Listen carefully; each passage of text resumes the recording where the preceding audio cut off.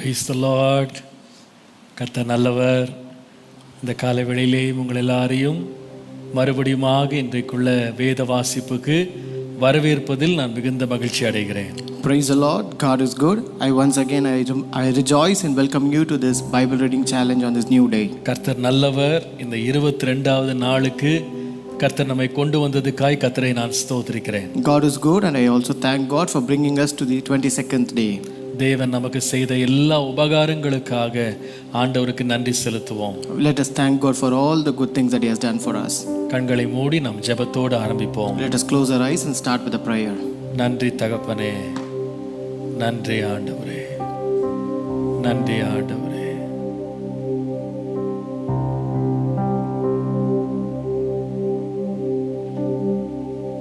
கடந்த நாட்கள் காத்தீரே நன்றி ராஜா, கடந்த நாட்கள் காத்தீரே நன்றி ராஜா, புதிய நாளை தந்தீரே நன்றி ராஜா, புதிய நாளை தந்தீரே நன்றி ராஜா, நன்றி என்று சொல்லுகிறோம் நாதா,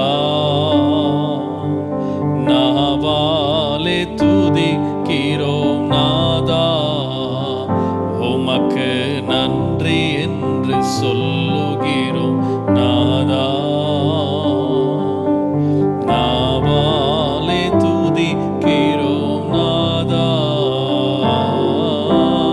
நன்றி இயேசு ராஜா, நன்றி இயேசு ராஜா, உமக்கு நன்றி இயேசு ராஜா,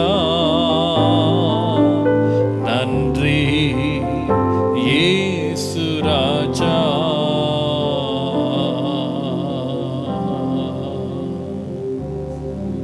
பரிசுத்தமுள்ள நல்ல பிதாவே, உம்மை நன்றியோடு நாங்கள் ஸ்தோத்திரிக்கிறோம். Our holy loving Father, we thank you with a grateful heart. இந்த காலை வேளையிலேயும் எங்கள் எல்லாரையும் நீர் மறுபடியுமாக உம்முடைய பரிசுத்த சமூகத்தில் கொண்டு வந்து சேர்த்ததுக்காக உமக்கு நன்றி. Lord, we once again thank you for bringing to us to your holy presence, Lord. உம்முடைய வேதத்தை வாசிப்பதும் தியானிப்பதும் கற்றுக்கொள்வதும் எவ்வளவு பெரிய சந்தோஷம். Lord, how joyful it is to read, to learn and to meditate your word, Lord. இந்த நாளிலேயும் ஆவியானவர் எங்களுக்கு துணையாய் நின்று நாங்கள் அறிந்து கொள்ள வேண்டிய சத்தியங்களை எங்களுக்கு போதித்து இன்றைக்கு நாங்கள் படித்து முடிக்க வேண்டிய வேத பகுதிகளை படித்து முடிக்க தேவன் உதவி செய்யும்படி நாங்கள் ஜெபிக்கிறோம். Lord, we also pray that the Holy Spirit may help us, and Lord, help us to understand the books that we are supposed to read and also complete the portion today, Lord. எங்களோடு நீர் இடைப்பட்டு உம்முடைய ஆசீர்வாதத்தை கட்டளையிடும். May Lord minister with us and Lord grant your blessings. இயேசுவின் நாமத்தில் பிதாவே. In Jesus' name we pray. Amen. Praise the Lord. கர்த்தர் நல்லவர், கர்த்தர் பெரியவர். இந்த நாளிலேயும் நாம் தொடர்ந்து இன்றைக்குள்ள வேத பகுதிக்குள்ளே நாம் கடந்து செல்வதற்கு முன்பதாக நீங்கள் அனுதினமும் அனுப்பி வைத்து கொண்டிருக்கும் உங்கள் படைப்புகளை நாங்கள் ஒரு முறை உங்களுக்கு காண்பிக்க விரும்புகிறோம். So today, before we go into today's portion, let us have a look at the submission that you send every day. இதை காணும்போது பார்க்கிறவர்களும் உற்சாகப்படுவீங்க. When you see this, even who see this will be encouraged. அனுப்பி வைத்தவர்களையே நாங்கள் கொஞ்சம் ஊக்கப்படுத்த வரும். And also we want to encourage the people who send this. நீங்கள் எடுத்து இவ்வளவு பிரயாசம் எடுத்து நீங்க காண்பிக்கிற இந்த உற்சாகத்திற்காய் கர்த்தரை ஸ்தோத்திரிக்கிறோம். I thank God for all the involvement that you show here. கர்த்தர் தாமே உங்கள் கிரியைகளுக்கு தக்க பலனை தேவன் உங்களுக்கு திரும்ப தருவாரா. May God alone reward you according to your efforts that you are taking. நாம் அதை பார்த்துவிட்டு நாம் இன்றைக்குள்ள வேத பகுதிக்கு நாம் செல்லலாம். Let us first have a look at it and then enter into today's portion. ஆமென். முதலாவதாக கிளெமெண்டின் எஸ்தர் அவர்கள் ஒரு வசனத்தை நம்மளுக்காக வரைஞ்சு அனுப்பிச்சிருக்காங்க. ஆட்னா ரிவ்கா அவர்கள் ப்ராஃபட் ஐசையா விசிட் ஹெசக்கியா அப்படின்ற தலைப்பில் ஒரு பிக்சரை வரைஞ்சி அனுப்பியிருக்காங்க. இன்னொருவர் prophet Isaiah now saw the Christ அப்படின்ற ஒரு தலைப்பில் ஒரு பிக்சர் நம்மளுக்காக வரைஞ்சி அனுப்பியிருக்காங்க. ரைட் அப்பும் எழுதி அனுப்பியிருக்காங்க. ரோடா பிரியதர்ஷினி அவர்கள் ஒரு வசனத்தை நம்மளுக்காக வரைஞ்சி எழுதி அனுப்பியிருக்காங்க. டி சேகர் அவர்கள் தன்னுடைய பர்சனல் டிவோஷன் நோட்ஸை நம்மளுக்காக எழுதி அனுப்பியிருக்காரு.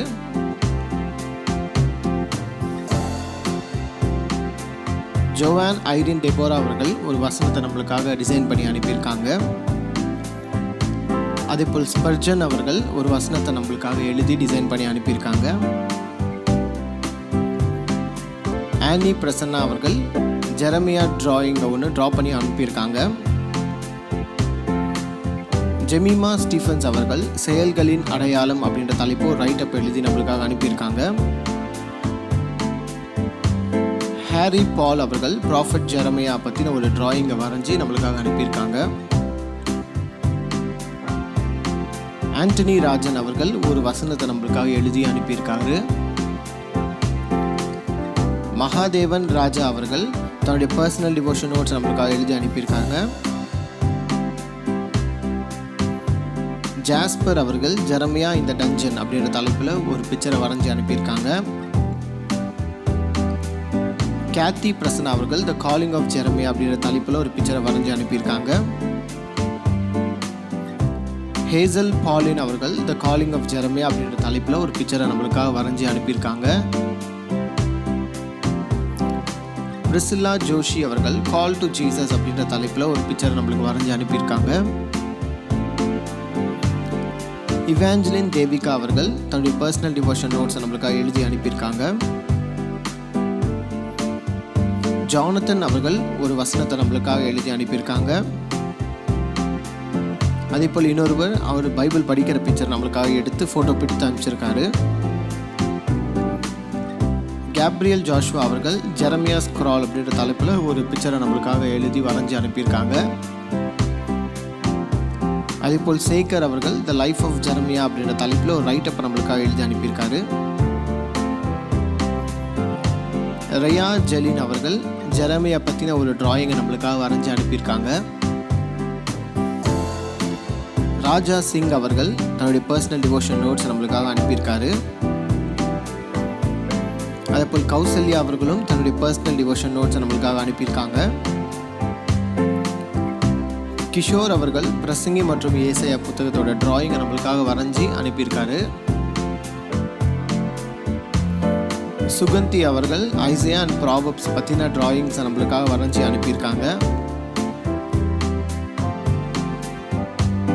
மகிழ் கேப்ரியல் அவர்கள் ஒரு டிராயிங் வரைஞ்சி நோட்ஸ் ஃப்ரம் ஐசையா அதையும் நம்மளுக்காக எழுதி அனுப்பியிருக்காங்க. மிராக்லின் காட்சன் அவர்கள் ஒரு வசனத்தை நம்மளுக்கு டிசைன் பண்ணி அனுப்பியிருக்காங்க. அதேபோல் ஜெஃப்ரி காட்சன் அவர்களும் ஒரு வசனத்தை நம்மளுக்காக எழுதி வரைஞ்சி அனுப்பியிருக்காங்க. சாம்சன் சாம்வெல் அவர்கள் பிரசங்கி மற்றும் நீதிமொழிகள்லேருந்து பெயிண்டிங்ஸை வரைஞ்சி நம்மளுக்கு அனுப்பியிருக்காங்க. இன்னொருவர் ஒரு வசனத்தை நம்மளுக்காக எழுதி அனுப்பியிருக்காரு. அதே போல் சாம்சன் சாம்வெல் அவர்கள் சங்கீதம் புத்தகத்திலேருந்து ஒரு பெயிண்டிங்கை நம்மளுக்காக வரைஞ்சி அனுப்பியிருக்காங்க. ஈத்தன் ஒரு வசனத்தை நம்மளுக்காக எழுதி அனுப்பியிருக்காங்க. அதே போல் இன்னொருவரும் ஒரு வசனத்தை எழுதி வரைஞ்சி நம்மளுக்காக அனுப்பியிருக்காங்க. தீபிகா அவர்கள் ஒரு வசனத்தை நம்மளுக்காக எழுதி அனுப்பியிருக்காங்க. பூபாலன் அவர்கள் அதே போல் ஒரு பிக்சர் நம்மளுக்காக எழுதி வரைஞ்சி அனுப்பியிருக்காரு. இன்னொருவர் தன்னுடைய பர்சனல் டிவோஷன் நோட்ஸை நம்மளுக்காக அனுப்பியிருக்காங்க. அதே போல் எபினேசர் அவர்கள் தன்னுடைய பர்சனல் டிவோஷன் நோட்ஸ் நம்மளுக்காக அனுப்பியிருக்காங்க. வனஜா தாஸ் அவர்கள் ஒரு வசனத்தை நம்மளுக்காக டிசைன் பண்ணி அனுப்பியிருக்காங்க. ஷிலோ நிஸ்லின் அவர்கள் அதே போல் ஒரு வசனத்தை நம்மளுக்காக டிசைன் பண்ணி அனுப்பியிருக்காங்க. வர்ஷன் விஜய் அவர்கள் ஒரு வசனத்தை நம்மளுக்காக டிசைன் பண்ணி அனுப்பியிருக்காங்க. பெக்கி அட்ரியல் அவர்களும் ஒரு வசனத்தை நம்மளுக்காக எழுதி அனுப்பியிருக்காங்க. ஐசியாஸ் ப்ராஃபஸி ஆஃப் தி சேவியர் அப்படின்ற தலைப்பில் பெக்கி அட்ரியல் அவர்கள் இன்னொரு பிக்சர் நம்மளுக்காக அனுப்பியிருக்காங்க. அதே போல் ஷாலினி அவர்கள் ஒரு வசனத்தை எழுதி டிசைன் பண்ணி அனுப்பியிருக்காங்க. செல்வின் ஸ்டான்லி அவர்களும் ஒரு வசனத்தை நம்மளுக்காக எழுதி அனுப்பியிருக்காங்க. கிறிஸ்டி ரோஸ்லின் அவர்கள் பி கரேஜியஸ் லைக் ஜெரமியா அப்படின்ற தலைப்பில் ஒரு பிக்சர் நம்மளுக்காக அனுப்பியிருக்காங்க. அதேபோல் கிளெமென்ட் பென்னி அவர்கள் ஒரு வசனத்தை நம்மளுக்காக டிசைன் பண்ணி அனுப்பியிருக்காங்க. சாம்சன் சாம்பிள் அவர்கள் சாங் ஆஃப் சாலமோன் பற்றின ஒரு பெயிண்டிங்கை நம்மளுக்காக அனுப்பியிருக்காரு. வனஜா தாஸ் அவர்கள் த வீப்பிங் ப்ராஃபெட் அப்படின்ற ஒரு தலைப்பில் ஒரு நோட்ஸ் நம்மளுக்காக அனுப்பியிருக்காங்க. அதேபோல் ஃபினோ அவர்கள் ஒரு வசனத்தை நம்மளுக்காக டிசைன் பண்ணி அனுப்பியிருக்காங்க. அடுத்தாக ரேவதி பாபு அவர்கள் தான் பைபிள் படிக்கிற பிக்சரை வந்து நம்மளுக்கு ஒரு ஃபோட்டோ பிடிச்சு அனுப்பியிருக்காங்க. அதே போல் 2 சிறு பிள்ளைகளும் அவங்க பைபிள் படிக்கிற பிக்சரை நம்மளுக்காக எடுத்து அனுப்பியிருக்காங்க. அதேபோல் பிரதர் பூபாலன், சிஸ்டர் மர்சி அவர்களும் தங்களுடைய பைபிள் படிக்கிற பிக்சர்ஸை நம்மளுக்காக ஃபோட்டோ எடுத்து அனுப்பியிருக்காங்க. ரோடா பிரியதர்ஷினி அவர்கள் ஒரு வசனத்தை நம்மளுக்காக டிசைன் பண்ணி அனுப்பியிருக்காங்க. ஜிதேஷ் அவர்கள் ஒரு வசனத்தை நம்மளுக்காக எழுதி அதை டிசைன் பண்ணி அனுப்பியிருக்காங்க. ஆனி மடோனா அவர்கள் அநேக வசனங்களை ஒன்றா எழுதி அதை ஒரு பிக்சர் வடிவில் நம்மளுக்கு அனுப்பியிருக்காங்க. இன்னொருவர் தன்னுடைய பர்சனல் நோட்ஸை நம்மளுக்காக எழுதி அனுப்பியிருக்காரு. ரோனி ஜோபன் அவர்கள் காட் இஸ் அவர் பாட்டர் அப்படின்ற ஒரு தலைப்பில் ஒரு வசனத்தை நம்மளுக்கு எழுதி டிசைன் பண்ணி அனுப்பியிருக்காங்க. அதேபோல் ஷேரன் அவர்கள் ஒரு வசனத்தை நம்மளுக்காக எழுதி பெயிண்ட் பண்ணி அனுப்பியிருக்காங்க. ஷேரன் இவாஞ்சலின் அவர்கள் ஒரு வசனத்தை நம்மளுக்காக அனுப்பியிருக்காங்க. அதேபோல் இன்னொருவரும் ஒரு வசனத்தை நம்மளுக்காக எழுதி அனுப்பியிருக்காங்க. சாம்வேல் அவர்கள் ஐசையா அந்த செராஃபிம் அப்படின்ற தலைப்பில் ஒரு பிக்சர் நம்மளுக்கு அனுப்பியிருக்காங்க. கெசியா அவர்கள் ஐசையா பற்றின ஒரு பிக்சரை நம்மளுக்காக வரைஞ்சி அனுப்பியிருக்காங்க. அப்போல் ஜாஸ்மின் அவர்கள் ஒரு வசனமும் ஒரு நோட்ஸ் மாதிரி நம்மளுக்கு அவங்க டைப் பண்ணி அனுப்பியிருக்காங்க. பிரைசி கிறிஸ்டினா ஏஞ்சல் அவர்கள் ஒரு வசனத்தை நம்மளுக்காக எழுதி அனுப்பியிருக்காங்க. க்ளோரி பிரசன்னா அவர்கள் ஒரு வசனத்தை எழுதி அதுக்கேற்ற ஒரு பெயிண்டிங்கும் பண்ணி அனுப்பியிருக்காங்க. கிடியோன் அவர்கள் கிங் சாலமோன் அப்படின்ற தலைப்பில் ஒரு பிக்சரை நம்மளுக்காக அனுப்பியிருக்காங்க. அதேபோல் கேப்ரியல் அவர்கள் கிங் சாலமோன் அப்படின்ற தலைப்பில் ஒரு பிக்சரை வரைஞ்சி அனுப்பியிருக்காங்க. மோனிட்டா ஜோஸ் அவர்கள் Isaiah's call to be God's mouthpiece அப்படின்ற தலைப்பில் ஒரு நோட்ஸை நம்மளுக்காக அனுப்பியிருக்காங்க. கடைசியாக நிர்மல் குமார் அவர்கள் promises from the book of Isaiah அப்படின்ற தலைப்பில் ஒரு நோட்ஸை நம்மளுக்காக எழுதி அனுப்பியிருக்காங்க.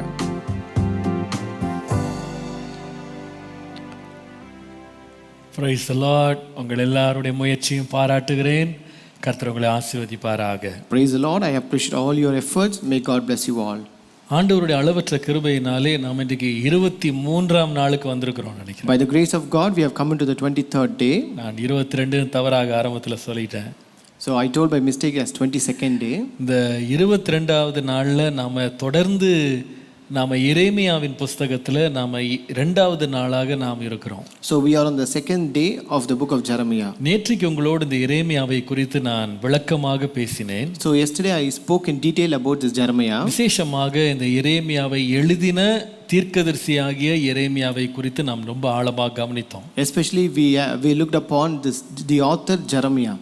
அவனுடைய மனித பகுதியை, ஒரு சாதாரண ஒரு மனுஷன் அப்படின்ற ஒரு பகுதியை உங்களுக்கு நான் காண்பித்தேன். I also showed you the human side of Jeremiah yesterday. இன்றைக்கு நாம இன்னொரு பகுதியை பார்க்க போறோம். அவருடைய ஊழிய பகுதியை பார்க்க போறோம். So today we going to see about his ministry. அவருடைய ஊழியம், முக்கியமான ஊழியம் ஆண்டவர் கொடுத்தது தீர்க்க தரிசன ஊழியம். So the most important ministry that the Lord gave him was a prophetical ministry. தீர்க்க தரிசனம் என்பது தேவனுடைய இருதயத்திலே உள்ளதை மனிதர்களுக்கு வெளிப்படுத்தும்படி தேவனுடைய வாயாய் இருப்பவன் தான் தீர்க்கதரிசி. So a prophet is a mouthpiece of God to reveal the things that God want to reveal to the people. அதாவது தீர்க்கதரிசிக்கும் ஆசாரியனுக்கும் வித்தியாசம் இருக்கு. There's a difference between a prophet and a priest. ஒரு ஆசாரியன் மனிதனுக்கு ஒரு வாயாக இருந்து தேவனிடத்தில் போய் மனிதனுக்காக மன்றாடுகிறவன். A priest will be a mouthpiece for a man and he intercedes in the presence of God for man. ஆனால் ஒரு தீர்க்கதரிசியோ தேவனுக்கு வாயாக இருந்து அவர் சொல்லுகிற வார்த்தையை மனிதனுக்கு வெளிப்படுத்துகிறவர். But a prophet will be the mouthpiece of God, and he reveals a word that God says him. ஒரு உண்மையான தீர்க்கதரிசியினுடைய வார்த்தை அல்லது அவனுடைய வாழ்க்கை என்பது சற்று ஆபத்தானதுதான். The real life of a true prophet is really dangerous. ஏனென்றால் கர்த்தருடைய வார்த்தையை இருக்கிற வண்ணமாகவே களங்கமில்லாமல் சொல்லும் பொழுது அநேகருக்கு அது பிரியமா இருக்காது. Because when you proclaim the word of God without changing anything, that will not be delighted to many people. பொதுவாகவே மனிதர்கள் தேவனிடத்திலிருந்து ஒரு சத்தம் வருகிறது என்றால் தங்களுக்கு பிரியமானபடி இருக்க தான் விரும்புவாங்க. Generally, when people expect a voice from the Lord, then they expect to be pleasing to them. ஆனால் ஒரு தீர்க்கதரிசி மனிதனை பிரியப்படுத்தும்படி அவன் அழைக்கப்படல. But a prophet is not called to please men. தேவனுடைய வார்த்தையை அவன் களங்கமில்லாமல் சொல்ல வேண்டும். He has to say the word of God as such. அதுல ஒவ்வொரு வார்த்தையும் கர்த்தர் நிறைவேற்றுவதற்கு அவர் உண்மை உள்ளவராகவும் இருக்கிறார். And God is also faithful to accomplish each and every word that he proclaims. இதிலே பார்ப்பீர்களானா இந்த புஸ்தகத்திலே ஆண்டவர் யூதா தேசத்தினுடைய பின்மாற்றத்தின் காலத்துல எரேமியாவை அனுப்பி அவர்களுக்கு வரப்போகும் ஒரு பெரிய அழிவை தேவன் முன்னுரைக்கும்படி இந்த தீர்க்கதரிசியை தேவன் ஆயத்தப்படுத்தினார். So here in this book you can see that God prepared this prophet Jeremiah to proclaim about the great judgment that the people going to encounter because of their non-repenting nature. இந்த தீர்க்கதரிசன புஸ்தகத்தை படிப்பீர்களானால் இந்த தீர்க்கதரிசன புஸ்தகம் எழுதப்படுவதற்கு 4 முக்கிய காரணங்கள் இருப்பதாக நான் நினைக்கிறேன். So when you look at this book of Jeremiah, I think there are 4 important reasons for this book. முதலாவது காரணம் என்னவென்றால் யூதா தேசத்தின் மேல் வரப்போகும் தேவனுடைய ஆக்கினை தீர்ப்பை வெளிப்படுத்தும்படி தேவன் இந்த புஸ்தகத்தை பயன்படுத்துகிறார். First, God used this book to reveal or show the great judgment that's going to come upon the land of Judah. இரண்டாவது இந்த புஸ்தகத்தின் நோக்கம், இந்த தீர்க்கதரிசனத்தின் நோக்கம் என்னவென்றால் தேவனுடைய உடன்படிக்கையிலிருந்து விலகி போய் விக்கிரகாராதனைக்கு தங்களை விற்று போட்ட ஜனங்கள் இந்த தீர்க்க தரிசனங்களை கண்டு எச்சரிப்படைந்து தேவனிடத்தில் திரும்பி வர வேண்டும் என்ற எண்ணத்தோடு ஆண்டவர் தீர்க்க தரிசனத்தை அனுப்புகிறார். The second purpose why this book of Jeremiah was written is that people who left God and went away from God, who did not keep the covenant of God, they ought to be warned and return to God repenting all the way. மூன்றாவது காரணம் என்னவென்றால் இந்த தீர்க்க தரிசனம் தேவன் சொன்ன எச்சரிப்புகளை எப்படி கர்த்தர் நிறைவேற்றினார் என்பதை வெளிப்படுத்தும்படி எழுதப்பட்ட புஸ்தகம். The third purpose of this book is that how the things which God, the warnings which God gave were fulfilled according to his word. நான்காவது காரணம் என்னவென்றால் தம்முடைய உடன்படிக்கை உடைத்து போட்ட ஜனங்கள் மேல் தேவன் எப்படி இரக்கமுள்ளவராய் இருந்து மறுபடியும் அவர்களை கட்டுவதற்கு அவர் வல்லவராய் இருக்கிறார் என்று காண்பிப்பதற்கு இந்த தீர்க்கதரிசன வசனங்கள் வெளிப்படுத்தப்பட்டன. And also the fourth reason why these words of prophecy were revealed to the people is that because to show how God was gracious and compassionate on the people and how God again brought them back and built their life. நீங்கள் இந்த எரேமியாவின் தீர்க்கதரிசனத்தை பார்க்கும்போது ரொம்ப Stark warning, அதாவது கொஞ்சம் கூட பயப்படாமல் தயங்காமல் தேவன் சொன்ன வார்த்தையை அப்படியே வெளிப்படையாக தைரியமாய் சொல்லுகிற ஒரு தீர்க்கதரிசியாக எரேமியா வெளிப்பட்டதை நீங்கள் எரேமியா 22ஆம் அதிகாரம் 6 முதல் 8 வசனங்கள் ஒரு உதாரணமாக நீங்க பார்க்கலாம். So when you read in Jeremiah chapter 22 6 to 8, you can find that Jeremiah was very strong prophet who proclaimed the word of God as such without changing any word, and he was not afraid to proclaim that word as well. பாருங்க, அவர் போய் ராஜாவுக்கு முன்பாக போய் யூதாவின் ராஜாவின் அரண்மனையில் போய் தைரியமா கர்த்தர் பேச சொன்ன வார்த்தைகள் அப்படியே பேசினது நீங்க பார்க்கலாம். Here you can see how he went into the presence of the king of Judah and spoke the words which God commanded him to speak. என்ன சொல்றாரு பாருங்க. Look at what God told him to say. Jeremiah 22:6, Jeremiah 22:6, கர்த்தர் சொல்லுகிறார், நீ எனக்கு கீலேயாத்தை போலவும் லீபனோனின் கொடுமுடியை போலவும் இருக்கிறாய், ஆனாலும் மெய்யாகவே நான் உன்னை வனாந்திரத்தை போலவும் குடியில்லாத பட்டணங்களைப் போலவும் ஆக்கி விடுவேன். For thus saith the Lord unto the king's house of Judah, thou art Gilead unto me, and the head of Lebanon, yet surely I will make thee a wilderness and cities which are not inhabited. சங்காரக்காரரை அவரவர் ஆயுதங்களோடு நான் உனக்கு விரோதமாக ஆயத்தப்படுத்துவேன், உன் உச்சிதமான கேதுருகளை அவர்கள் வெட்டி அக்கினியிலே போடுவார்கள். I will prepare destroyers against thee, everyone with his weapons, and they shall cut down thy choice cedars and cast them into the fire. அநேக ஜாதிகள் இந்த நகரத்தை கடந்து வந்து அவனவன் தன் தன் அயலானை நோக்கி இந்த பெரிய நகரத்து கர்த்தர் இப்படி செய்தது என்னவென்று கேட்பார்கள். And many nations will pass by the city, and all of them will say one to another, why has the Lord dealt in this way with this great city?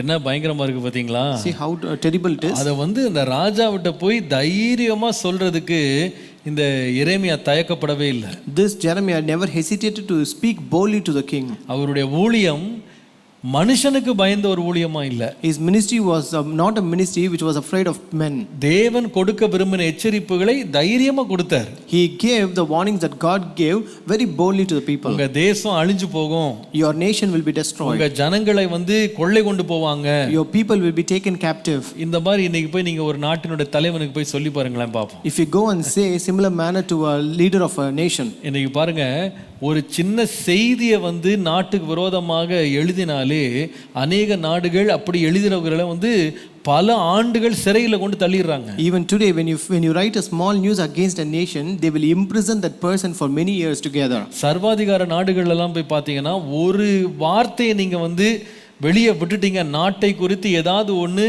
நீங்கள் விமர்சனமாக, அதாவது நடக்க போதுன்னு இல்லை, விமர்சனமாக நீங்கள் எழுதினாலே அதற்கு கொடுங்காவல் தண்டனைகளை கொடுத்து ஆளையே இல்லாம மாத்திடுறாங்க. So even in countries where the dictator rule is in reign, when you criticize something, not even say something against it, when you criticize something in the nation, they will just even kill that person.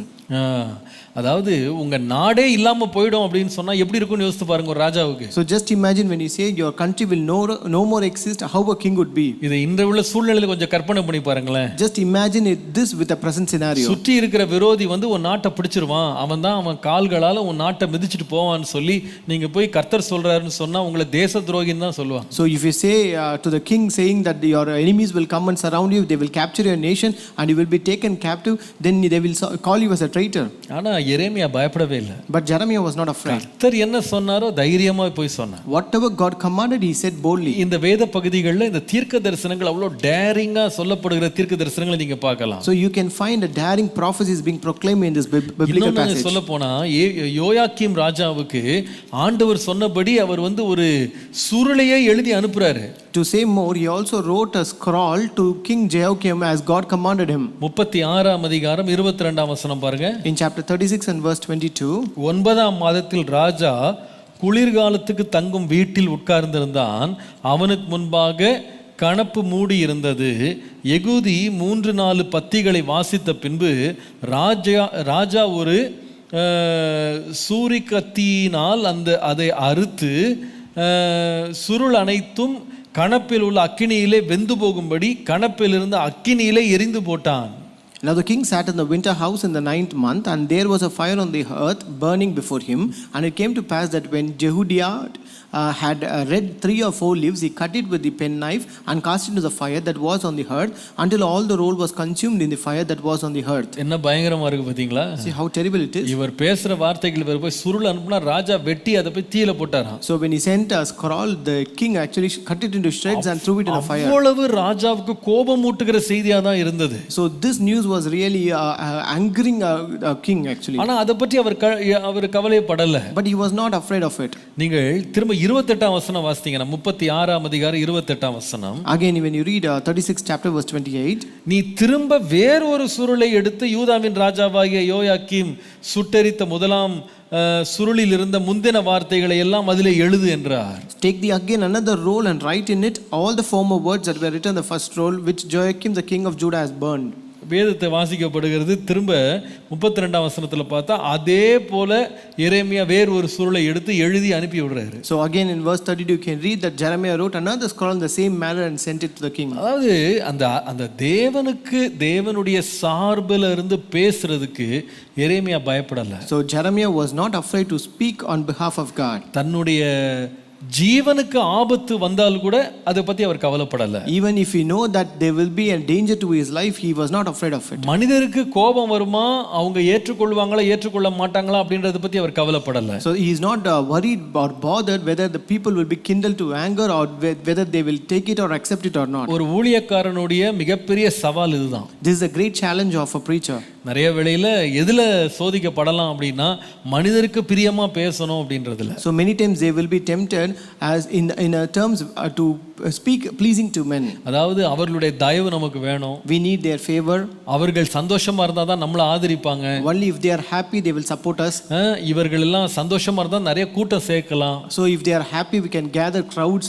நம்முடைய பதவிக்கு ஆபத்து வராது. So our position will not be damaged. இத போலலாம் அவங்க சில நன்மைகளை எதிர்பார்த்து அநேகர் தேவனுடைய வார்த்தையை கர்த்தர் வெளிப்படுத்துகிற வார்த்தைகளை அவர்கள் வெளிப்படையா சொல்லாம அதை மறைத்து ஒளித்து பாதி சொல்லி பாதி சொல்லாமல் மனுஷனுக்கு பிரியமா இருக்கும்படி அவங்க காரியங்களை மாற்றி சொல்லுகிறத பார்க்கலாம். So today you can see people where they change things which God has commanded them to say because they are afraid of all these things. So they change the things, they say half and they don't say half.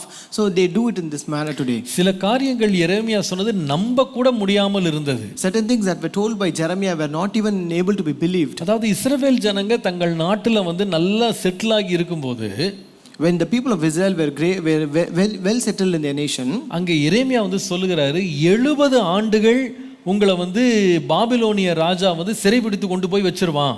Jeremiah said that the king of Babylon will take you captive to exile for 70 years. நம்ப முடிகிறதா இது? Can you believe this? ஒரு நாள் ரெண்டு நாள் இல்ல 70 ஆண்டுகள்னு துல்லியமா சொல்லுகிறார். It is not one day or 2 days but he told specifically 70 years. 29ஆம் அதிகாரம் 4 முதல் 7 வசனங்களை வாசித்தால் in chapter 29 verses 4 to 7 அவர் இன்னும் சொல்றாரு அந்த பாபிலோன் ராஜா நேபுகாத்நேச்சார் 70 ஆண்டு உங்களை கொண்டு போய்டுவான்.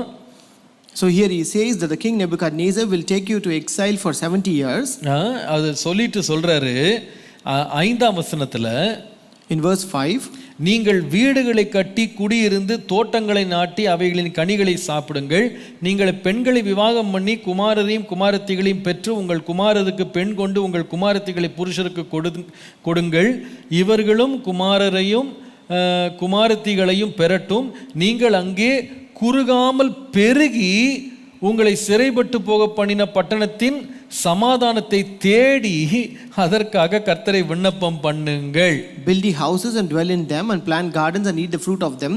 Take ye wives and beget sons and daughters and take wives for your sons and give your daughters to husbands that they may bear sons and daughters that ye may be increased there and not diminished and seek the peace of the city whither I have caused you to be carried away captives. என்ன ஆச்சரியமா இருக்கு பாருங்க. See how amazing it is.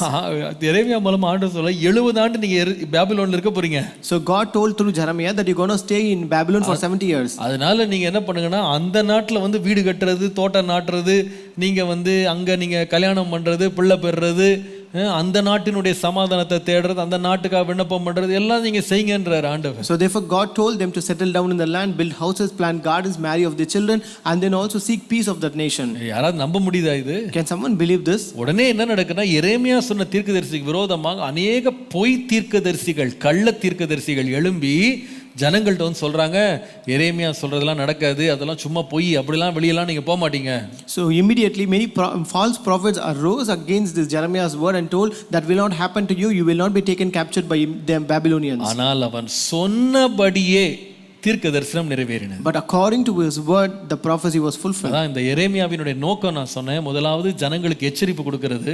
That's why I told about the purpose of Jeremiah. First to give warning to the people. இரண்டாவது அவங்க மனம் திரும்பணும்னு ஒரு வாய்ப்பை கொடுக்கிறது. Second giving a chance for their repentance. மூன்றாவது அவர் சொன்னதை நிறைவேற்றுவதை ஆண்டவர் நிரூபித்த ஒரு புத்தகம் இந்த எரேமியாவின் புத்தகம். And third one is where God proved that he fulfilled whatever he said is the book of Jeremiah. வேதத்தில் உள்ள அநேக தீர்க்கதரிசன புத்தகங்கள் பார்த்தீங்கன்னா உதாரணமா ஏசாயா நம்ம பார்த்தோம். அவர் சொன்ன தீர்க்க தரிசனங்கள் 600 ஆண்டுகள் கழித்து நிறைவேறுவதற்காக ஆண்டவர் கொடுத்திருந்தார். We also saw in the book of Isaiah where God gave prophecies which will be fulfilled after 600 years. ஆனா அந்த எரேமியாவின் தீர்க்கதரிசி புத்தகம் ரொம்ப விசேஷம். ஏன்னா அவன் சொன்ன தீர்க்க தரிசனத்தை அவனுடைய வாழ்நாட்களில் நிறைவேறுவதை அந்த மனுஷன் பார்த்துட்டு தான் மரிச்சிருக்காரு. But this book of Jeremiah is very special because the prophecies that he proclaimed fulfilled only during his time and he witnessed it and then died. அவர் சொன்னபடியே நடந்தது. It happened as he proclaimed. கடைசியா நான் சொன்னேன் இந்த எரேமியா தீர்க்கதரிசி புத்தகத்தின் நோக்கம் என்னன்னா கர்த்தர் வந்து தம்முடைய ஜனங்கள் மேல் இரக்கமாக தான் இருக்கிறார்ன்றதை காண்பிக்கிறது. And also I told the fourth purpose of Jeremiah is that to show the compassion and the God is compassionate on the people. நான் நினைக்கிறேன் நிறைய பேருக்கு மனப்பாடமாக தெரிஞ்ச வசனம், ரொம்ப பிரியமான வசனம் என்னன்னா எரேமியா 29:11. So I think many people who like and who know this verse by memory is Jeremiah 29:11. என்ன வசனம் அது? What is that? நீங்கள் எதிர்பார்த்திருக்கும் முடிவை உங்களுக்கு கொடுக்கும்படிக்கு நான் உங்கள் பேரில் நினைவாய் இருக்கிற நினைவுகளை அறிவேன் என்று கர்த்தர் சொல்லுகிறார். அவைகள் தீமைக்கல்ல, அவைகள் சமாதானத்துக்கு ஏதுவான நினைவுகளே. For I know the thoughts that I think toward you, said the Lord, thoughts of peace and not of evil, to give you an expected end. அதாவது நம்ம இந்த வசனத்தை நம்ம வந்து நிறைய வேளை அவுட் ஆஃப் கான்டெக்ஸ்ட்ல எடுத்து நம்ம வந்து நமக்காக நம்ம பயன்படுத்திக்கிறோம். So many times we take this verse out of context and use it for our own selves. தப்பு இல்ல, it is not wrong. ஆனா அதோட கான்டெக்ஸ்ட் என்ன தெரியுமா? அதோட உண்மையான கான்டெக்ஸ்ட் என்ன தெரியுமா? But what is the correct context here? முந்தின வசனம் பாருங்க. Look at the previous verse. 10ஆம் வசனம் 29:10. 29 and verse 10. பாபிலோனிலே 70 வருஷம் நிறைவேறின பின்பு நான் உங்களை சந்தித்து உங்களை இவ்விடத்திற்கு திரும்பி வர பண்ணும்படிக்கு உங்கள் மேல் என் நல்வார்த்தையை நிறைவேற பண்ணுவேன் என்று கர்த்தர் சொல்லுகிறார். For thus saith the Lord, that after 70 years be accomplished at Babylon, I will visit you and perform my good word toward you in causing you to return to this place. அப்பனா அர்த்தம் என்னன்னா, 70 வருஷம் முடிஞ்ச உடனே நான் உங்களை கைவிட்டுற மாட்டேன். So what does it mean? It means that after 70 years complete, I will not forsake you. தண்டனையை கொடுத்துட்டு உங்களை மறந்துட மாட்டேன். I will punish you and I will not forget you. நான் உங்களை மறுபடியும் நினைவு கூறுவேன். I will again remember you. உங்களை திரும்பவும் நினைப்பேன். I will again remember you. உங்களை திரும்ப கொண்டு வருவேன் சொல்லிட்டு ஆண்டவர் சொல்றாரு, நான் உங்களை குறித்து நினைத்திருக்கும் நினைவுகளை அறிகிறேன். And saying that I will bring you back here, and he says, for I know the thoughts that I think toward you. அது அர்த்தம் என்னன்னா, so what does it mean? நம்முடைய தேவன் வந்து நம்ம மேல எரிச்சலும் கோபமுள்ள ஒரு தேவன் இல்ல. Our God is not a God who is jealous and also who is angry on us. அவ அப்படிப்பட்ட எப்பொழுதுமே நம்ம மேல ஒரு கோபமா இருக்கிற தேவனே கிடையாது. He is not a God who is always angry upon us. அவர் நம்முடைய குற்றங்கள் குறைகள் வரும்பொழுது நம்மளை எச்சரிக்கிறார், தண்டிக்கவும் செய்கிறார். So when we commit mistakes, when we go wrong, he always warns us and also punishes us. ஆனால் அதே தேவன் மறுபடியும் நம்ம மேல் இரக்கம் உள்ளவராய் இருக்கிறார். But the same God is compassionate on us. நம்ம தேவனண்டை திரும்புவதற்கு எப்பவுமே நம்ம ஆயத்தமா இருக்கணும். We should be very prepared to turn to God always. அநேக வேளையில நம்ம வாழ்க்கையில தவறுகள் வரலாம். Many times we may commit mistakes in our life. அநேக வேளையில விழுகைகள் வரலாம். Many times we may encounter faults. சில வேளையில நம்ம தேவனுக்கு பிரியமில்லாம அவரை துக்கப்படுத்துகிற சம்பவங்கள் கூட நம்ம வாழ்க்கையில் நடக்கலாம். Sometimes incidents may happen in our life that may grieving God. ஆனால் ஒன்றை மறந்துடக்கூடாது. But do not forget something. நாம எப்பொழுதுமே கர்த்தரண்டை திரும்புவதற்கு நாம எப்பவும் ஆயத்தமா இருக்கணும். We should be always prepared to turn to the Lord. அதற்கு தேவன் விரும்புகிற காரியம் என்னன்னா, ஒரு நொறுங்குண்ட நறுங்குண்ட இருதயம். For this God desires a broken and contrite heart. அது மாத்திரம் இருக்குமானால் கர்த்தரண்டை திரும்புவது கூடாத காரியம் கிடையாது. If you have broken heart and a contrite heart, then turning to God is not a difficult one. உடைந்த உள்ளத்தோடு ஒரு மனுஷன் தேவனண்டை வருவானானா அவனை ஏற்றுக்கொள்ள தேவன் எப்பொழுதுமே ஆயத்தமுள்ளவராய் இருக்கிறார். If a person turn to God with a broken heart, God is always ready to accept him. எவ்வளவு உடைந்திருந்தாலும் அவனை சீர்படுத்த வல்லவராய் இருக்கிறார். No matter how broken it might be, God is able to rectify it. நான் நினைக்கிறேன் இதை வந்து நம்முடைய வாழ்க்கைக்காக மாத்திரமல்ல, நம்மை சார்ந்த மற்றவர்களுடைய வாழ்க்கைக்காகவும் இதை நம்ம வந்து அக்செப்ட் பண்ணிக்கணும். இந்த ஃபேக்ட் அக்செப்ட் பண்ணணும். I think we should accept this fact, not only for us but also people who are dependent upon us. நிறைய வேளையில கர்த்தர் நம்மை மன்னிப்பார் நம்ம விசுவாசிக்கிறோம். Many times we believe that God will forgive us. ஆனா நம்மை சார்ந்தவர்களை ஆண்டவர் மன்னிப்பார், திரும்ப கட்டுவார்ன்றது நம்மளால ஏற்றுக்கொள்ள முடியாத ஒரு காரியம். But we don't believe when God will forgive and also build the people who are depending on us. அவங்க திரும்பியே வர மாட்டாங்க, நம்ம உடனே ரைட் ஆஃப் பண்ணிடுறோம். So we just write off saying that they cannot return back to God. அப்படி கிடையவே கிடையாது. It is not so. கர்த்தர் மறுபடியும் என்ன செய்வார்னா உயிர்ப்பிக்க வல்லவர். God is able to revive it us again. இந்த விக்கிரக ஆராதனைக்கு விற்று போட்ட ஜனங்களை பார்த்து ஆண்டவர் சொல்றாரு, unto the people who sold themselves to idolatry, God says 31ஆம் அதிகாரம் 33ஆம் வசனம் பாருங்க. in chapter 31 and verse 33, அந்நாட்களுக்கு பிற்பாடு நான் இஸ்ரவேல் குடும்பத்தோடே பண்ண போகிற உடன்படிக்கையாவது, நான் என் நியாயப்பிரமாணத்தை அவர்கள் உள்ளத்திலே வைத்து அதை அவர்கள் இருதயத்திலே எழுதி நான் அவர்கள் தேவனாயிருப்பேன், அவர்கள் என் ஜனமாயிருப்பார்கள் என்று கர்த்தர் சொல்லுகிறார். But this shall be the covenant that I will make with the house of Israel after those days, saith the Lord. I will put my law in their inward parts and write it in their hearts, and will be their God, and they shall be my people. இந்த பகுதி நமக்கு என்ன சொல்லுகிறதுனா, கர்த்தர் மறுபடி சீர்படுத்த வல்லவர். This passage says that God is able to rebuild us. நீ உடன்படிக்கையை உடைச்சவங்க தான். You are the people who broke the covenant. ஆனா அந்த உடன்படிக்கையை மறுபடியும் சீர்படுத்தி நிலைநிறுத்த பண்ண வல்லமை உள்ள தேவன். But God is able to rectify it, rebuild it, and erect it again. நம்முடைய தேவன் அவர் உடைக்கிறவர் மாத்திரமல்ல, சீர்படுத்துகிறவர். Our God not only breaks but also rebuilds. அவர் தண்டிக்கிறவர் மாத்திரமல்ல, இறங்குகிறவர். Our God not only punishes but also have compassion on us. அவர் நீதி உள்ளவர் மாத்திரமல்ல, அவர் அன்புள்ளவர். Our God is not only a just God but is also loving God. Hallelujah. Hallelujah. அதனால தான் ஏற்ற காலத்திலே சகாயம் பெறும்படி அவருடைய கிருபாசன தண்டைக்கு நாம ஓடி வரணும்னு வாசிக்கிறோம் எபிரேயர்ல. That's why we read in Hebrew that we have to come to his throne of mercy to receive the help of need. Hallelujah. Hallelujah. எந்த தேவை வரும்போதும் தேவனிடத்துல ஓடி வரணும். No matter whatever is the time of need, you have to run to God. நம்ம நிறைய வேளையில எதுல வஞ்சிக்கப்படுறோம்னா, ஒரு தவறு செய்த உடனே தேவனை நம்ம எவ்வளவு தூரமா போலாம் அவர் அவாய்ட் பண்றதுக்கு தான் நம்ம நிறைய வேளை சோதிக்கப்படுறோம். So many times we are tempted and deceived to go away from God when we commit a mistake against God. நமக்கு சொல்லப்படுகிற மிகப்பெரிய வஞ்சனையான பொய் என்னன்னா, கர்த்தர் உன் மேல கோபமா இருக்கிறார், அவர் பக்கத்துல வந்துராத. The greatest deceiving lie that is said to us is that God is very angry on you, do not come near to God. நம்ம தவறு செய்த உடனே அநேக வேளை ஆதாம் ஏவாளை போல நாம செடிகளுக்குள்ள போய் மரங்களுக்குள்ள போய் நம்ம ஒளிந்து கொள்றோம். So many times when we commit mistakes like Adam and Eve, we run behind and hide ourselves behind the trees and நம்ம நினைக்கிறோம் அதான் பெஸ்ட் வே. நம்முடைய ப்ராப்ளம்ஸ், நம்முடைய பாவங்கள், நம்முடைய பலவீனங்கள், குற்றங்கள் நடக்கும்போது ஒளிந்துகிறது, தேவனை விட்டு தூரமா போறது தான் நல்லதுன்னு நம்ம நினைக்கிறோம். We always think that is the best way to run away from God, to hide ourselves from the presence of God when we commit mistake. ஆனால் நம்ம எவ்வளவு தூரமா போனாலும் நமக்கு ஒரு நாள் நமக்கு விடை கிடைக்கவே கிடைக்காது. But no matter how long you go, you cannot receive an answer for that. அது பதிலாக நம்ம அவர் அண்டை வந்து சேர்ந்தால்தான் நமக்கு குணமும் மன்னிப்பும் மீண்டும் கட்டப்படுதலும் தேவனிடத்துல மாத்திரம் தான் உண்டு. But rather when you draw yourself near to God, only then you will receive forgiveness and rebuilt by God. ஆகவே தான் எரேமியாவை பார்த்தீங்கன்னா ஒரு பக்கம் கடினமான கண்டிப்பு.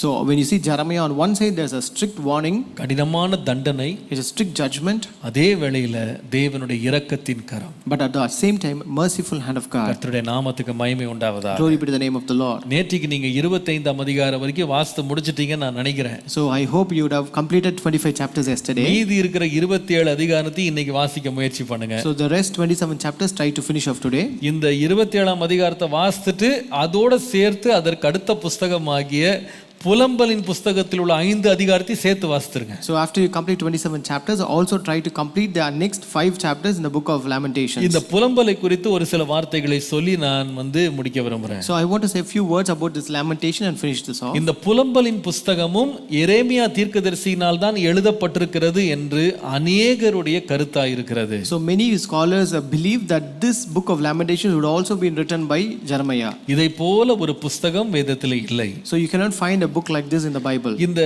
புலம்பலின் புஸ்தகம் பார்த்தீங்கன்னா இதற்கு எபிரேய மொழியிலே கொடுக்கப்பட்ட வார்த்தை ஈகா என்பது. The name of this book Lamentation in Hebrew is Ekha.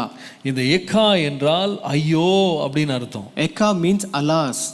ஐயோ அப்படின்னு அர்த்தம். Alas. அதாவது ஒரு காரியம் விபரீதமா முடிந்த பிறகு அதுக்கு ஆபத்து வந்ததுக்கு அப்புறமா அதை பார்த்து எப்படி ஒருவங்க புலம்பி ஐயோ என்று அழுவாங்களோ அதை போல ஒரு மனநிலையில எழுதப்பட்ட ஒரு புஸ்தகம் தான் புலம்பலின் புஸ்தகம். So this book is written in a mindset or in circumstances when something happens in a horrible ending where we cry out saying alas. So it was written in such mindset. இந்த புஸ்தகத்தை நீங்கள் வாசிப்பீர்களானால் when you read this book, கடைசியாக நடந்த பாபிலோனிய சிறையிருப்பினாலே தேசம் முழுவதும் அழிக்கப்பட்ட அந்த அழிவை பார்த்து கண்கூடாக புலம்பி இந்த புஸ்தகத்தை எழுதினவர் எரேமியா. So here this book is written by Jeremiah when he witnessed the destruction of the Jerusalem by the Babylonians and where he wept regarding that. கர்த்தருடைய நாமத்திற்கு மகிமை உண்டாவதாக. Glory be to the name of the Lord. ஏற்கனவே நம்ம சொல்லி இருக்கிறோம் இந்த எரேமியா அழுகையின் தீர்க்கதரிசின்னு சொல்லி இருக்கிறோம். We have already told that Jeremiah is a weeping prophet. உங்களுக்கு தெரியும் ஆண்டவர் இவர்களுடைய இந்த ஜனங்களுடைய முரட்டாட்டத்தினால தேசத்தை பல முறை எச்சரிப்பு கொடுத்து அவங்க திருந்தாததுனால பாபிலோனியர்களுக்கு ஆண்டவர் ஒப்பு கொடுக்கிறாரு. So we all very well know that because of the rebellious nature of the people, and though they never turned to God even after many warnings, God actually gave this land to Babylonians. அவர்கள் உள்ள வர்றாங்க. Nebuchadnezzar அவனுடைய ராஜ்யபாரம் உள்ளே வந்து இந்த தேசத்தை முழுவதும் சூறையாடி அதை வந்து அழித்து தீயினால் எரித்து போடுறாங்க. So these Babylonians entered the nation, they besieged it, plundered it and burned this entire city. சாலமோனுடைய பிரம்மாண்டமான ஆலயம் 400 வருடமாக நின்ற ஆலயம் ஒரு கல்லின் மேல் ஒரு கல் இராதபடிக்கு நொறுக்கப்பட்டு எரிக்கப்படுகிறது. So this Solomon's temple, which was a great temple that stood approximately 400 years, was burnt to ground. Even the stone upon stone was taken. இந்த யூதா மக்களுக்கு வந்த அவமானமும் நிந்தையும் வார்த்தைகளால் விவரிக்க முடியாது. So the shame and the reproach that the people of Judah encountered cannot be explained in words. நீங்கள் யோபுக்கு வந்த சோதனையை பார்ப்பீங்களானா எதற்காக இப்படி ஒரு பிரச்சனை அவனுக்கு வந்ததுன்னு அவர் தெரியாம உட்கார்ந்திருந்தாரு. So when you look at the problem faced by Job, you can see that he was sitting not knowing the actual reason behind it. ஆனால் இந்த புலம்பலை பார்ப்பீங்களானா எரேமியாவை பார்ப்பீங்களானா இங்க இந்த இஸ்ரவேல் ஜனங்களுக்கு ஏற்பட்ட பிரச்சனை வந்து ஏன் வந்ததுன்னு அவங்க தெரியலன்னு சொல்ல முடியாது. கர்த்தர் ஏற்கனவே எச்சரித்து அவருடைய அக்கிரமத்தின் காரணத்திற்காகவே இந்த தண்டனை அனுப்பினதை நம்ம பார்க்கிறோம். But here when you look at the lamentations of Jeremiah, it is not that they do not know the reason, but they already know the reason. They have also received the warning, but this is a lamentation because of the consequence faced by it. இந்த பட்டணத்துக்கு நேர்ந்த கொடுமையை பல வசனங்களிலே இங்கே எழுதப்பட்டிருக்கிறதை நீங்க பார்க்கலாம். So the tragedy that happened to this city of Jerusalem, you can read in many verses in the book. நீங்கள் புலம்பல் 2ஆம் அதிகாரம் 21ஆம் வசனத்தை வாசித்தால் மன்னித்துக் கொள்ளுங்கள் 2:12 வாசிப்பீர்களானால், when you read Lamentations chapter 2 and verse 12, அவர்கள் குத்துண்டவர்களைப் போல நகரத்தின் வீதிகளிலே மூர்ச்சித்து துக்கி கிடக்கும்போது தங்கள் தாய்களின் மடியிலே தங்கள் பிராணனை விடும்போதும் தங்கள் தாய்களை நோக்கி தானியமும் திராட்சரசமும் எங்கே என்கிறார்கள். They say to their mothers, where is corn and wine, when they swooned as they wounded in the streets of the city, when their soul was poured out into their mother's bosom. அதாவது அர்த்தம் என்னன்னா, சொந்த பிள்ளைகள் சொந்த தாய்மார் இடத்துல வந்து ஆகாரத்துக்கு கெஞ்சுறாங்களாம். So what does it mean? Actually the children were begging food from their mothers. அந்த அளவுக்கு மோசமாக அந்த பட்டணம் மாறிவிட்டது. That city has become so bad. 21ஆம் வசனத்துல வாசித்தீங்கன்னா அதே 2:21. Again when you read chapter 2 and verse 21, இளைஞனும் முதிர் வயதுள்ளவனும் தெருக்களில் தரையிலே கிடக்கிறார்கள், என் கன்னிகைகளும் என் வாலிபரும் பட்டயத்தால் விழுந்தார்கள், உமது கோபத்தின் நாளிலே வெட்டி அவர்களை தப்ப விடாமல் கொன்று போட்டீர்னு வாசிக்கிறோம். The young and the old lie on the ground in the streets, my virgins and my young men are fallen by the sword, thou hast slain them in the day of thine anger. இதுல பெரிய கொடுமை என்னன்னா 4ஆம் அதிகாரம் 10ஆம் வசனத்துக்கு வருவீர்களானால், when you come to chapter 4 and verse 10, இரக்கமுள்ள ஸ்திரீகளின் கைகள் தங்கள் பிள்ளைகளை சமைத்தன, the hands of the pitiful women have sworded their own children. என் ஜனமாகிய குமாரத்தின் அழிவில் அவைகள் அவர்களுக்கு ஆகாரமாயின. They were their meat in the destruction of the daughter of my people. என்ன பயங்கரம். See how horrible it is. இதெல்லாம் பார்த்துட்டு எரேமியா புலம்பி அழுது எழுதின ஒரு புஸ்தகம் தான் இந்த புலம்பலின் புஸ்தகம். When Jeremiah witnessed all these things, he began to lament and weep, and that's how he wrote this book. இது வந்து இந்த புலம்பல் வந்து கண்ட சம்பவங்களை பார்த்து இருதயம் உடைந்து எழுதப்பட்ட ஒரு புஸ்தகம். So this was a book written where when his heart was broken when he witnessed the events that happened in the Jerusalem. இந்த புலம்பல் வந்து நடந்த சம்பவங்களை அப்படியே பிரதிபலிக்க எழுதப்பட்டது மாத்திரமல்ல. So this book of Lamentations not only contains reflection of the events that happened as such. இந்த புலம்பல் பிந்தின நாட்கள் எப்படி மாறினது என்று சொன்னால், how it became in the later days, இந்த எருசலேம் நகரமும் அதனுடைய தேவாலயமும் சீரழிக்கப்பட்ட அந்த சம்பவத்தை நினைவு கூறும்படி இந்த புலம்பலை வரும் சந்ததியினர் அதை நினைவு கூர்ந்து பாடினார்கள். Also the generation that followed this generation, they began to remember how the city was destructed, and they began to mourn at the city. இந்த புலம்பலின் புஸ்தகம் ஒரு கவிதை நடையில எழுதப்பட்ட ஒரு புஸ்தகம். This book of Lamentation was written in a poetical pattern. இந்த புஸ்தகத்தில 5 அதிகாரங்கள் 5 கவிதைகள். So this contains 5 chapters or 5 poems. இத்தனை மோசமான ஒரு சூழ்நிலையும் கவிதை நடையில நேர்த்தியாக இதை போல ஒரு புஸ்தகம் Bible எழுதப்படலை. So even amidst a great destructive event that happened, there is no other book that was written a good poetical style here. நான் உங்களுக்கு சொல்லுகிறது உங்களுக்கு ரொம்ப ஆச்சரியமா இருக்கலாம். Whatever I say might be surprising you. நீங்க இதுவரைக்கும் அப்படியே அதை பார்த்திருக்க மாட்டீங்க, இனிமேல் அதை பாருங்க. You would have not noticed this so far, but you can see in that perspective hereafter. இந்த புலம்பல் 5 அதிகாரம் இருக்கு பாத்தீங்களா? So there are 5 chapters in Lamentations. அதுல முதலாம் அதிகாரம், இரண்டாம் அதிகாரம், நான்காம் அதிகாரத்தை பார்ப்பீர்களானால், when you look at first chapter, second chapter and fourth chapter, 1 2 4 1 2 and 4, எத்தனை வசனம் இருக்கு? how many verses it contains? மூன்றிலுமே என்ன இருக்குன்னா 22 வசனம் இருக்கும். You can find 22 verses in all 3 chapters. கரெக்ட்டா? 22 வசனம். You have 22 இப்போ இந்த chapters. 22 வசனத்தையும் பார்ப்பீங்களானா இது எப்படி எழுதி இருக்காங்க அப்படின்னு கேட்டா, இந்த 22 வசனத்தினுடைய முதல் எழுத்து இருக்கு பாருங்க, எபிரேய எழுத்து வந்து எபிரேய மொழியினுடைய 22 எழுத்துக்களை அது மையமாய் வைத்து அதனுடைய முதல் எழுத்து எபிரேய எழுத்தின் முதல் எழுத்து 22 எபிரேய எழுத்துக்களை அப்படியே அழகா வரிசைப்படுத்தி எழுதி இருக்கிறாங்க. So when you see each and every line of all these 3 chapters are written in such a way that the first letter contains the 22 alphabets of the Hebrew letters. உங்க ஸ்கிரீன்ல நான் போட்டிருக்கிற அந்த படத்தை பார்த்தீங்கன்னா அது உங்களுக்கு தெரியும். So when you look at the picture that is displayed here, you can find it. அந்த 3 அதிகாரங்கள்லயும் ஃபர்ஸ்ட் லெட்டரை வந்து 22 alphabets of the Hebrew language அப்படியே யூஸ் பண்ணி அழகாக நேர்த்தி எழுதியிருக்காங்க. So in all the 3 chapters you can find the first letter written as the 22 alphabets of the Hebrew letters. இப்போ நீங்க வந்து 5ஆம் அதிகாரத்துக்கு வருவீங்களானா, when you come to chapter 5, அங்கேயும் பாத்தீங்கன்னா 22 வசனத்துல தான் இந்த புத்தகம் இருக்கும். so you can also find 22 verses here in this chapter. இதுல பாத்தீங்கன்னா இது வந்து அந்த கரெக்டா அந்த முதல் எழுத்தின்படி அவைகள் வந்து எழுதப்படாவிட்டாலும் அந்த 22 எபிரேய எழுத்துக்களுக்கு இணையாக 22 வரிகளாக எழுதப்பட்டது. So here though they are not in that written in that acrostic, but still they contains 22 verses representing 22 alphabets. இதுல ரொம்ப வந்து வினோதம் விசேஷம் என்னன்னா இந்த 3ஆம் அதிகாரம். So most special and strange thing is chapter 3. இந்த 3ஆம் அதிகாரத்துல 66 வசனங்கள் இருக்கிறது. So in chapter 3 we have 66 verses. இந்த 66 வசனங்களை எப்படி அழகா எழுதிருக்காங்கன்னு கேட்டா, so how have they written the 66 chapter? மூன்று வசனங்களாக வந்து ஒரே எழுத்துல ஆரம்பிச்சு 22 எபிரேய எழுத்துக்களை 3 வசனங்கள்ல பிரிச்சு 66 வசனங்கள்ல அந்த 22 ஆல்பபெட்டை யூஸ் பண்ணிருக்காங்க. So they have divided 3 verses for each alphabet.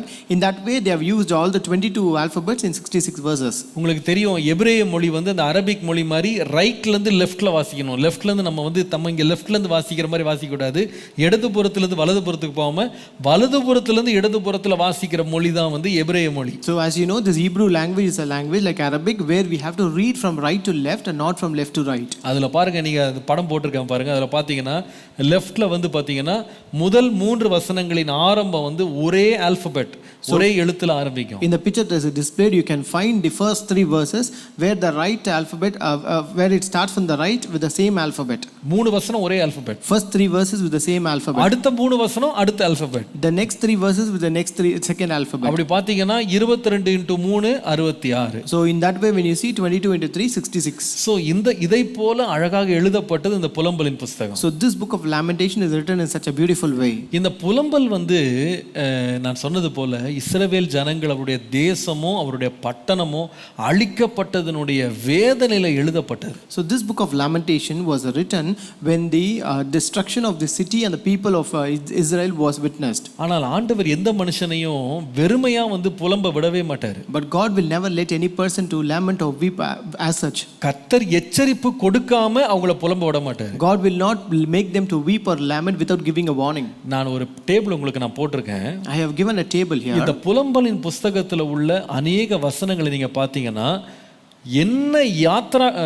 உபாகமத்தின் புஸ்தகத்துல தேவனை விட்டு விலகினா என்ன பின்விளைவு வரும்னு ஆண்டவர் சொல்லியிருந்தாரோ அது அப்படியே இந்த புலம்பல்ல அந்த வார்த்தையெல்லாம் சொல்லி புலம்பியிருக்காங்க. So here you can see in this book of Lamentation all the words that are said and lamented over were already written in Deuteronomy which actually says when you just move away or turn away from God, what are the punishment that you will face. உதாரணமா ஒன்னு பார்க்கலாமா? For example, can we see நீங்கள் உபாகமத்தின் புஸ்தகம் 28ஆம் அதிகாரம் 65ஆம் வசனத்துக்கு வாங்க. So come to Deuteronomy 28 and verse 65. உபாகமம் 28:65. Deuteronomy 28 verse 65. அதில் வாசிக்கிறோம், ஆண்டவர் வந்து சொல்லுகிற எச்சரிப்பை பாருங்க. அந்த ஜனங்களுக்குள்ளே உங்களுக்கு இளைப்பாறுதல் இராது, உன் உள்ளங்கால் தங்கி தரிக்க இடமும் இராது அப்படின்னு சொல்லி வாசிக்கிறோம். Here we read, and among these nations shall thou find no ease, neither shall the sole of thy foot have rest. இப்போ புலம்பல் 1 அதிகாரம் 3 வசனத்துக்கு வாங்க. Now come to Lamentations 1:3. அதில் பார்த்தீங்கன்னா, யூதா ஜனங்கள் உபத்திரவப்படவும் கொடுமையான அடிமை வேலை செய்யவும் சிறைப்பட்டு போனார்கள். அவள் புறஜாதிகளுக்குள்ளே தங்குகிறாள், இளைப்பாறுதல் அடையாள். அவளை துன்பப்படுத்துகிற யாவரும் அவள் இடுக்கமான இடங்களிலே தொடர்ந்து பிடிக்கிறார்கள். In verse 3 we read, Judah is gone into captivity because of affliction, because of great servitude. She dwelleth among the heathen, she findeth no rest. All her persecutors overtook her between the straits. இங்கேயும் பார்த்தீங்கன்னா, அங்கே இளைப்பாறுதல் கிடைக்காதுன்னு சொன்னது அதே நிலைமை வந்ததும் அதை புலம்பலாக பாடினதும் பார்க்கலாம். So when there in Deuteronomy you can see that they shall find no rest, where the same is happened in Lamentations, and that is sung as weeping here. திரும்ப இன்னொன்னு காட்டுறேன் பாருங்களேன், இது கொஞ்சம் உங்களுக்கு அதிர்ச்சியாவே இருக்கும். இது I'll show you one more thing which is very shocking. 28:44 பாருங்களேன், நம்ம அடிக்கடி பயன்படுத்துற ஒரு வார்த்தை தான் இது. 28:44 which we use very often. 28:44ல ஆண்டவர் வந்து முன்னாடியே சொல்லியிருக்கிறாரு, so God is அவன் உன்னிடத்தில் கடன்படான், நீ அவனிடத்தில் மன்னித்துக் கொள்ளுங்க. 28:44 28 அவன் தலையா இருப்பான், நீ வாளா இருப்பாய். He shall be the head and thou shalt be the tail. இது ஆண்டவர் வந்து சொல்றாரு, நீ வந்து தேவனை விட்டு விலகி போனா இந்த சாபம் உனக்கு வரும்னு. So here God says, when you turn away from God you will have this curse. அந்த சத்ரு வந்து தலையா இருப்பான், நீ வாளா இருப்ப. Your enemy shall be your head and thou shalt be the tail. இப்போ நீங்க புலம்பலுக்கு வாங்க. So come to Lamentations now. அங்க 1 அதிகாரம் 5 வசனம் வாஸ்தா. Chapter 1 and verse 5. அவள் சத்துருக்கள் தலைமை ஆனார்கள். Her adversaries are the chief. எப்படி எழுத்து மாறாம ஆண்டவர் அப்படி நிறைவேற்றிருக்கார் பாருங்க. Look how God has literally accomplished it. இன்னொன்னு வாசித்து முடிச்சிடலாம். Let us read one more. 32 உபாகமம் 28:32. Deuteronomy 28:32. உன் குமாரரும் உன் குமாரத்திகளும் அந்நிய ஜனங்களுக்கு ஒப்பு கொடுக்கப்படுவார்கள். Thy sons and thy daughters shall be given unto another people. இப்போ நீங்க 1 அதிகாரம் 5 வசனத்தின் 2வது பகுதிக்கு வாங்க. Now come to chapter 1 and verse 5 of Lamentation, the last அதுல part. பாத்தீங்கன்னா, அவள் பிள்ளைகள் சத்துருவுக்கு முன்பாக சிறைப்பட்டு போனார்கள். Her children are gone into captivity before the enemy. இத மாதிரி ஒரு பெரிய பட்டியலே உங்களுக்கான ஆயத்தப்படுத்தி கொண்டு வந்து கொடுத்துருக்கேன். So likewise I have prepared a big table for you. நீங்கள் அதை பார்க்கும்போது கர்த்தருடைய வார்த்தை எப்படி எழுத்து மாறாம நிறைவேறுகிறது அப்படின்றத நமக்கு அது ஒரு பெரிய எச்சரிப்பாக இருக்கும். When you read this you can see that how God's word is literally fulfilled, which is a great warning to us. கர்த்தருடைய நாமத்துக்கு மகிமை உண்டாவதா. Glory be to the name of the Lord. தேவன் வந்து நமக்கு எச்சரிப்பு கொடுக்கும்போது நாம் அதை வந்து அசட்டை பண்ணவே கூடாது. When God gives a warning we should not neglect or despise it. அது வந்து நம்ம எச்சரிப்பை வந்து அது எழுத்தின் பிறகே ஆண்டு செஞ்சிருவாரு. God will accomplish it literally. நான் கிட்டத்தட்ட நான் நினைக்கிறேன்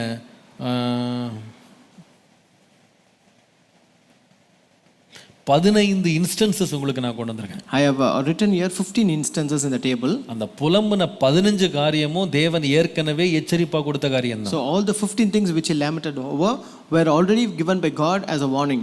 ஆனால் நான் உங்களுக்கு சொல்லுவேன், But I would tell you, பட்டணம் அழிக்கப்பட்டது, the city was destroyed, அநேகர் மரித்து கூட போனார்கள், even many people died. தேவனுடைய கோபாக்கினை ஜனங்கள் மேல் வீசினது. The wrath and the judgment of God came upon the people. ஆனா நீங்க புலம்பல வாசிக்கும் போது ஒரு காரியம், இந்த அழிவு, இந்த இந்த இந்த மிகப்பெரிய அக்கிரமம், இந்த மிகப்பெரிய சீரழிவுக்கு நடுவுல ஒரு புலம்பலின் சத்தம் எழும்புற அதே இடத்துல, So when there came voice of weeping amidst a great destruction and devastation, அதற்கு நடுவுல ஒரு அருமையான வார்த்தை இருக்கிறது. there's a very beautiful verse written. புலம்பலுக்கு நடுவுல பாருங்க, புலம்பல் 3 அதிகாரம் 22 வசனத்திலிருந்து 26 வசனம் பாருங்களேன். Come to Lamentations chapter 3 verses 22 to 26. நாம் நிர்மூலமாகாதிருக்கிறது கர்த்தருடைய கிருபையே, அவருடைய இரக்கங்களுக்கு முடிவில்லை. Because of the Lord's great love, we are not consumed, for his compassions never fail. அவைகள் காலைதோறும் புதியவைகள், உமது உண்மை பெரிதாயிருக்கிறது. They are new every morning, great is your faithfulness. கர்த்தர் என் பங்கு என்று என் ஆத்துமா சொல்லும், ஆனபடியால் அவரிடத்தில் நம்பிக்கை கொண்டிருப்பேன். I say to myself, the Lord is my portion, therefore I will wait for him.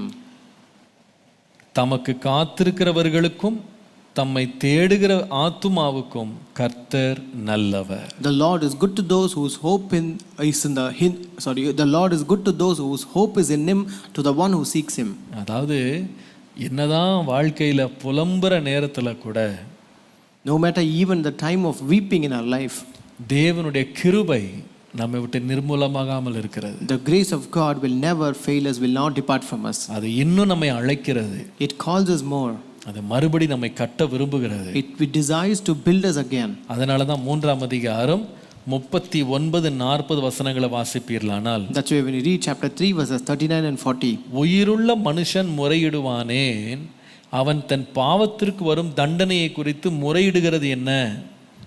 Why should the living complain when punished for their sins? 40ஆம் வசனத்துல, In verse 40, நாம் நம்முடைய வழிகளை சோதித்து ஆராய்ந்து கர்த்தரிடத்தில் திரும்ப கடவோம். let us examine our ways and test them, and let us return to the Lord. இந்த எரேமியாவும் புலம்பல் புஸ்தகமும் வாசிப்பதற்கு ரொம்ப அருமையான புஸ்தகங்கள். This book of Jeremiah and the book of Lamentations are very beautiful, very sweet to read. இந்த புஸ்தகம் என்ன சொல்லுகிறது என்றால், What does the book says? கர்த்தர் எச்சரிக்கிறவர், God warns, கர்த்தர் தண்டிக்கிறவர், God also punishes, ஆனால் கர்த்தர் மீண்டும் இறங்குகிறவர். but God is also merciful. ஒரு புலம்பல்ல நீங்க இருந்தாலும் அவருக்கு நேரா உங்க முகத்தை திருப்பி உங்களுடைய இருதயத்தை அவருக்கு நேரா திருப்பும் போது தேவன் கோபத்தை விட்டு தளர்ந்து மறுபடியும் கட்டி எழுப்பி மாறாத கிருபைகளை அதிகாலை தோறும் காலை தோறும் கட்டளையிடுகிற உண்மையுள்ள தேவன். Even when you are lamenting and weeping, when you turn to God and call for God for help, then God is able to turn away from his anger and give and be compassionate to you and able to rebuild you again. கர்த்தருடைய நாமத்துக்கு மகிமை உண்டாவதாக. Glory be to the name of the Lord. இதனுடைய கடைசியில நான் நோட்ஸ்ல இந்த புஸ்தகத்தினுடைய ஒரு அவுட்லைனையும் நான் கொடுத்திருக்கிறேன். At the end of this notes, I have also given you the outline of the book. நேத்திக்கு நான் இந்த எரேமியா தீர்க்கதரிசன புஸ்தகத்தினுடைய chronological outline உங்களுக்கு நான் கொடுத்திருந்தேன். Yesterday I gave you the chronological arrangement of this book of Jeremiah. எத்தனை பேர் அதை வாசித்தீங்க தெரியல. I don't know how many of you followed it. எத்தனை பேருக்கு அது பிரயோஜனமா இருந்துச்சு தெரியல. I don't know to how many people it was really useful. அது நீங்க அந்த வழியிலயும் ஒரு முறை வாசித்து பாருங்க. அது உங்களுக்கு ரொம்ப ரொம்ப பிரயோஜனமா இருக்கும். Try to read the book in even that arrangement, it will be very useful to you. நேரம் கிடைக்கும்போது அப்படி வாசித்து பாருங்க. So when you find time, you can read in that way. கர்த்தர் உங்களுடைய வேத அறிவையும் வேத வாசிப்பையும் தேவன் ஆசீர்வதித்து உங்களுக்கு தருவார். May God bless your Bible reading and your Bible knowledge. தொடர்ந்து நாம் வாசிப்போம். கர்த்தர் பெரிய காரியங்களை செய்வாராக. Let us continue to read and may God do great things among us. இந்த 23வது தேதிக்குள்ள 25 புத்தகங்களை முடிக்கிறதுக்கு முயற்சி செய்யலாம். So we can try to finish 25 books in this 23 days. சில பேர் ஏசாயா தீர்க்கதரிசன புத்தகத்தை வாசிக்கிறதுல ரொம்ப படாதபாடுபட்டதை நான் கேள்விப்பட்டேன். I heard that many people felt difficult to finish the book of Isaiah. நிறைய பேர் என்கிட்டயே புலம்பி தள்ளிட்டாங்க. Many people even telling that to me. Lamented to me.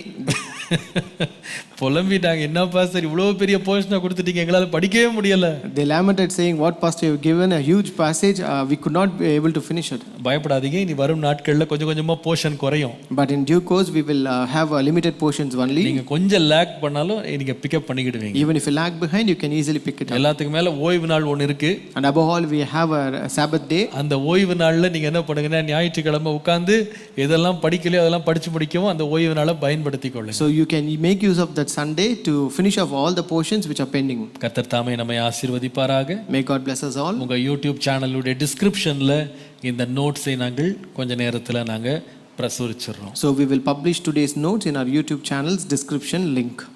மாலைக்குள்ள எப்படியாவது தமிழ் நோட்ஸை உங்களுக்கு நாங்க அப்டேட் பண்ணிடுறோம். And we will also update the Tamil notes before end of the day. இந்த நிகழ்ச்சிகளை Life TV, Grace TV, Ark TV போன்ற டிவி சேனல்ஸ்ல publish பண்ணுகிற அன்பான சகோதர சகோதரிகளுக்கு இயேசுவின் நாமத்தில் நன்றி தெரிவிக்கிறோம். I also extend a thanks to the people who telecast these programs in Live TV, Grace TV and Arc TV.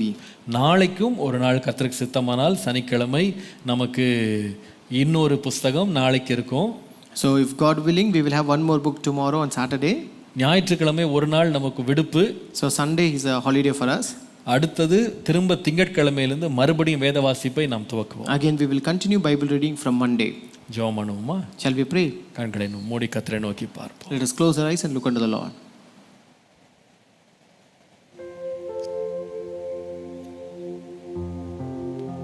கர்த்தர் நம்முடைய புலம்பலை ஆனந்த களிப்பாய் மாற்றுகிறவர். Our God will turn our lamentations into joy. நாம் செய்ய வேண்டியதெல்லாம் What are we supposed to do? கர்த்தரண்டை திரும்பினால் போதும். If we turn to God, that is enough. நம்முடைய கண்ணீரை நீரூற்றாய் மாற்றுகிற தேவன். Our God is a God who turns all our tears into springs.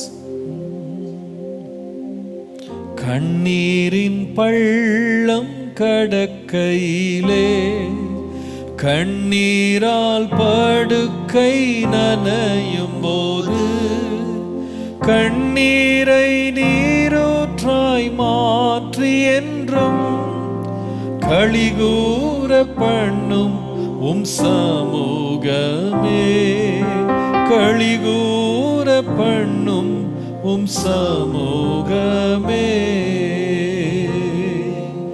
தேவனே உந்தன் திரு சமூகம் என் முன்னே என்றும் செல்லட்டுமே ஆறுதல் எந்தன் வாழ்வினிலே அன்பரே உந்தன் சமூகமே அன்பரே உந்தன் சமூகமே.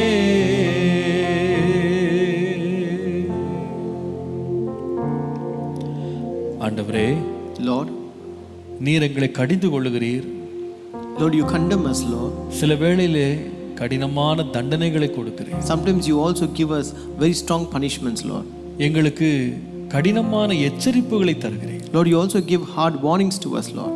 இதற்காக நாங்கள் உணர்வடைந்து உம்மிடத்தில் திரும்ப வேண்டும் என்பதற்கு தானே ஆண்டவரே. Lord, you do all these things that we might be convicted and turn to Lord. நீர் எப்பொழுதும் எங்கள் மேல் கோபமாய் இருக்கிறீர். Lord, you will not remain angry on us always, Lord. எங்களுடைய கண்ணீரை நீர் மறுபடியும் ஆனந்த களிப்பாய் மாற்றுகிறீர். Lord, you will turn all our tears into springs of joy, Lord. எங்களுடைய சிறையிருப்பையும் மீண்டும் நீர் கட்டி எழுப்பி எங்கள் சுதந்திரங்களுக்கு நாங்கள் திரும்ப உதவி செய்கிறீர். Lord, you also rebuild all our captivity and enable us to return to our inheritance. உடன்படிக்கையை மறந்து போகாதபடி அந்த உடன்படிக்கை உண்மையா இருக்க கிருபை தார். Lord, let us not forget your covenant and let us be faithful to your covenant. ஆவியானவர் எங்களோடு இடைபடும், எங்களோடு பேசு. Let the Holy Spirit minister with us and speak with us, இதை Lord. கேட்ட ஒவ்வொருவரையும் சந்தித்து ஆசீர்வதி. May God meet everyone who heard this and bless them, Lord. இயேசுவின் நாமத்தில் பிதாவே. In Jesus' name we pray. Amen. Amen. Praise the Lord. God bless you. God be with you.